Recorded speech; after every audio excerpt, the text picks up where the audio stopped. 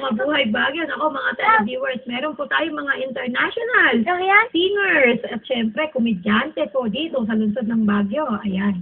Yan po yung sinasabi namin Christmas special na ihahandog po namin sa inyo.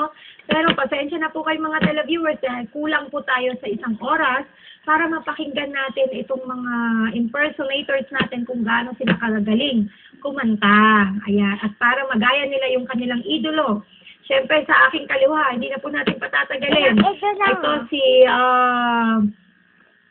Carla, Lady Samantha, alias Lady Samantha. Hello Carla, welcome to Mabuhay Baguio. Good evening. Yes, mabuhay. At siyempre, ang napakaganda at naa-amaze pati si Councilor dito sa kanyang magandang mukha na parang mannequin, walang ibang Britney Spears. Dito sa lungsod ng Baguio, si Saksu. Hello, Saksu. Good evening. Ikaw na. Yan. At siyempre, ang kanilang Halloween ba to? At joke lang po. Pinaka-special. Akala ko Halloween special. Hindi po siya nakapaghanda niyan. Siyempre, ang Lady Gaga. Yan. From the word Gaga. Lady Gaga, wala pong iba. Kung hindi, ang napakagaling na si Ella May. Hello po, magandang gabi po sa inyo. Welcome to Mabuhay Baguio. Oh, ayan, Councilor. Siguro, dahil wala na tayong oras para pakantahin dahil medyo late sila, sa susunod na lang nating mga pagtatagpo, papahinggan natin yung kanilang mga talento, tanungin na lang natin sila kasi I'm wondering kung ano pang buhay nitong mga impersonators na to at the same time mga komedyante pa. O ngayon, eto, isang tanong, kahit sino pwedeng sumagot, ha? Bilang isang impersonator, sa tingin nyo, paano kayo nakakatulong sa mga taong nanonood sa inyo? Sa tingin namin, basta kami, as an impersonator, papasaya kami sa mga manonood. Kahit gaano kahirap, basta gusto namin mapasaya sila sa isang saglit man lang, kahit pa paano mawala yung problema nila sa sandaling yun. Yun. Yes, yan ang sabi ng ating Lady Gaga, ikaw, Britney Spears. Well, first and foremost po is to serve as an inspiration po sa kanila. And, yun po. Ikaw, Samantha. Hindi naman po, ganun nga po kasi sa panahon ngayon po maraming problema. So kami po, ginagawa namin para kahit konting oras, mapasaya man lang sila na forget me. Oo, naalala ko, Councilor, na i-guest namin si Barbie na nanonood ngayon. Hello din pala kay Diana. And hello, Barbie, ng Kamalig. Ayan. Ako, Fiat. Pag buhay-buhay kasi itong mga komedyanteng ito, pag tinatch mo yung kanilang inner side, nagiging madamdamin sila. So, sa tingin nyo, bilang impersonator, syempre dumarating din sa buhay natin yung mga problema. Paano nyo na itatago yung pansarili nyong problema, lalong-lalo na pag kailangan kayo sa trabaho nyo, nandun na kayo sa stage? Of course, hindi natin may iwasan ng problema na dumarating sa atin. Lalo na ngayon, ang puro mga disaster dumarating. Pero sa ngalan ng namin, ang work namin is dapat magpasaya kami ng tao kahit may mabigat kami nararamdaman. Basta ika nga nila, show must go on. Oo nga, nakikita ko nga yan sa inyo kasi nakasama ko rin po sila sa mga shows namin out of town. Ikaw, Britney Spears. Yun po ang field of work namin is, sa field of work namin, kailangan you need to be versatile. And para sa akin naman po, if may personal problem ako, if I'm on stage, set aside ko siya. I'm trying to ignore it. Ginagalaw na yung Ang sa akin po, when I'm on stage, I'm the happiest person on earth. Just to entertain. Samantha? Ano din po, pag pumapasok ng bar, pag ito sila mga fans, nawawala po ang problema ng fans ko. Kasi ang Isang medyo seryosong tanong. Kayo bang tatlo buo pa o buhay pa ang mga magulang? sa akin, yes. Yes. Father ko lang. Dead na. So, ikaw, magkasama pa rin. So, kasama nyo, kapiling nyo yung mga magulang mo ngayon. Yes, madam. O ngayon, ito, parang Boy Abunda. Ayan ang salamin ni Boy Abunda. Nanonood sa inyo inyong mga magulang ngayon. Siyempre, kung hindi dahil sa ating mga magulang, wala tayo ngayon. Paano nyo sila, binibigyan mo kayo ng pagkakataon para pasalamatan yung ating mga magulang. Sige. Oo nga parang, Umiyak pagdating dyan sa parents. oo nga, isipin natin na nanonood sila sa atin ngayon, kausapin natin sila hindi bilang impersonator, kausapin natin sila ngayon bilang isang anak. Madam, may panyo ka ba niya? Ako natuwa Meron Gusto ko naman. nilakaw dito. Kaso na meron. Unexpected yun. Oo. Yun ang ating handog sa ating mga magulang, siyempre, diba? Special sila. Para sa akin, matagal ko na kasi in person na hindi nababanggit si Madia. Kaya naman nanonood siya ngayon. Hello, Madia. Madia, Merry Christmas. Tsaka thank you sa lahat. Kahit konti, nag-aaway tayo. Natural lang yun. Kaya yun, I love you. Basta mo yung matagal na hindi niya masabi. Nasabi niya po dito, mother. Yes, Britney. Unang po kasi ito yung I'm a product of a broken family.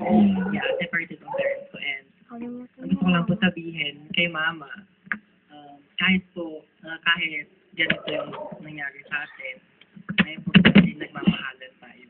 And for this Christmas, ang wish ko po is sana kahit papano, yung papa ko po is silipin naman po kami. Ilang years mo nang hindi nakita yung papa mo? Silip naman po kami, but I think it's been a couple of months na hindi na siya sumisilip sa amin. Ay, ganun. So, may iba ng pamilya. Hindi naman po sa ganun, pero busy-busyhan po sa ewan ko ano. So, ayan, ako, yung papa po ni Britney Spears. At saka sa lahat po ng ama dyan, alam naman po natin yung responsibilidad natin sa ating mga anak. Wala pong kasalanan ng ating mga anak sa paghihiwalay ho nating mga magulang. Kung tutuusin tayo pong may kasalanan sa kanila kasi obligasyon po natin yun sa kanila. Huwag naman po natin kalimutan. I-separate po natin yung issue ng mag-asawa. Huwag po natin idama yung mga anak kasi nangangailangan pa rin tayo ng kalinga ng isang ama at ng isang ina. Yes, Samantha.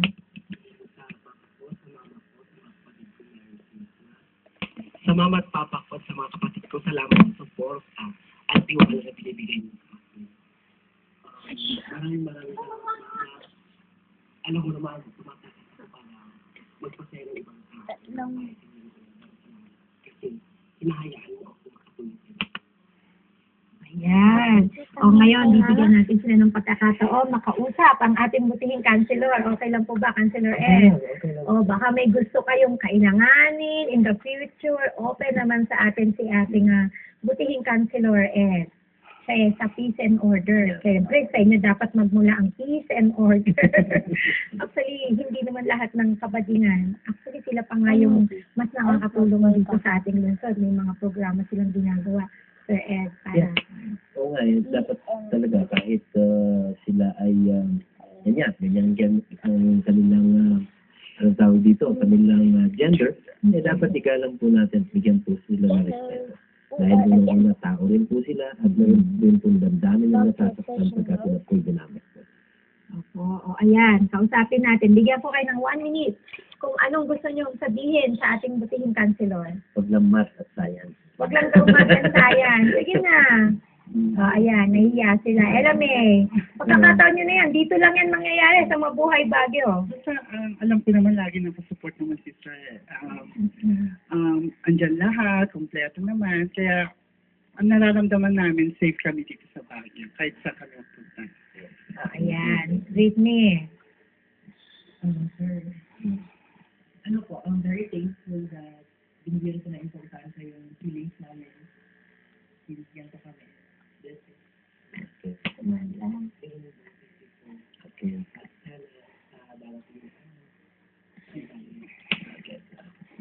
sisikapin po ng lahat, hindi lang po naman ni Sir Edison, lahat po ng bumubuo ng ating opisyales, ng ating gobyerno, sana po magkaroon ng puso na kalingain din natin, hindi ho, wag ho tayo magkaroon ng discrimination. Dahil kahit ano pa tayo, bakla, tomboy, manono, tao pa rin po tayo. Nilalang ng Diyos. Tayo ang dapat magkatulungan, di ba, Sir Ed? So, mga televiewers, bago po tayong magtapos dito sa ating programa, Sir Ed, binibigyan ko po kayo ng pagkakataon magpasalamat sa mga tao, higit po sa lahat sa pamilya nyo. Okay. And salamat po sa pag-yes niyo po muli Thank you dito. din. At sa ating po mga nanonood, isa lamang po masasabi ko po sa inyo, lalo-lalo na po ngayong Kapaskuhan at darating na bagong taon. Sana po lagi po nating isa-isip yung tunay na diwa ng Pasko at yan po, para sa akin ay ang kapatawaran at saka pangalawa po ay ang pagtulong sa kupos ng mga sagana. At mula po sa aking pamilya, mula po sa aking mga staff doon po sa ating City Council, isa pong maligayang Pasko at masaganang bagong taon. Yes, LMA, ayan. Katamang bumate. Thank you, Madam, sa pag-invite niyo sa amin dito. It's our pleasure. Meron po kaming coming show, Models Unlimited Agency, this January. I think binalonan ang San Fabian. Sana supportahin niyo po. Thank you po. Okay, makakasama ko rin po sila sa show na gagawin namin sa Lingayen sa January. And hopefully sa Little Mr. and Miss Panagbenga sa ating Panagbenga Festival. Whitney. First of all, Merry Christmas to the lahat ng viewers and hi sa sisters mo. Samantha. Yun po. Gabi-gabi po meron po akong chat dito sa Station 88, located at Taman Health Square, tapat po ng Empire City. Doon po ako gabi-gabi lang po. Sana po sa lahat ng style po namin. Yes, so maraming salamat po, Councilor Bilog, LMA, Brittany, kay Carla and Jackson sa pag-attend dito sa Mabuhay Baguio at ibinahagi niyo kahit konti, alam niyo unexpected yung mga tanong natin dito. Is napasaya niyo inyong mga magulang. Yan, at mababait naman po mga to at kilala ko naman po sila. So lahat ng mga hindi ko nabati po dito sa lahat ng mga kaibigan ko, Merry Christmas and Happy New Year po sa inyo. Magkita-kita po tayo sa next week para po sa gagawin nating episode ng New Year Special, Sir Ed.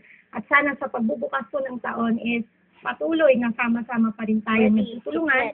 Higit po sa lahat, nagmamahalan dahil yan po ang diwa ng Pasko. So, sa mama ko po, sa mga anak ko, kay Princess, kay Regina May, kay Jan, I love you, kay Mama, I love you, Ma. Thank you din po sa lahat ng pagtitiis at sa lahat ng pagmamahal na ipinakita niyo sa amin. At sa asawa ko, hello, Merry Christmas and Happy New Year.